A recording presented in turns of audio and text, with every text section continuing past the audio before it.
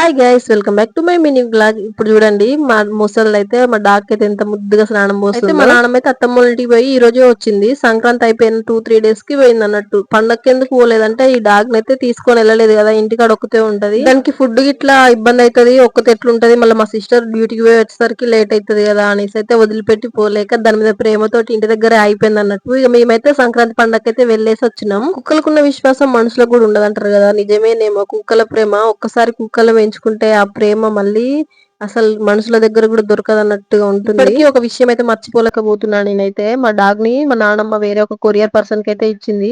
ఇచ్చేసి 2 months దగ్గరకు అవుతుంది.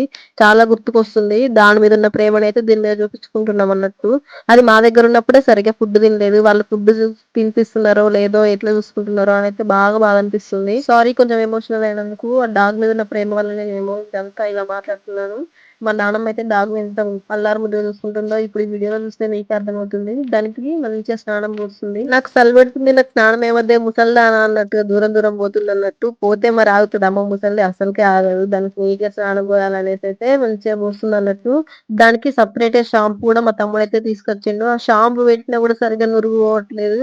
ఇక దానికి సరిగ్గా నురుగు రావట్లేదు అన్నట్టు. దాని బాడీ మీద బాగా హెయిర్ ఉంది, అందుకనే సర్పు కూడా వేసి స్నానం పోసింది. ఇక అప్పుడే మా వదిన వాళ్ళ పిల్లలైతే వచ్చారు. వదిన అంటే ఫ్రెండ్ అవుతుంది. ఫ్రెండ్ వదిన కూడా రిలేటివ్స్ అన్నట్టు. ఇక వాళ్ళ పిల్లలు చూడండి, యుద్ధానికి సిద్ధం అన్నట్టు ఎంత ముద్దుగా రెడీ అయి ఉన్నారో.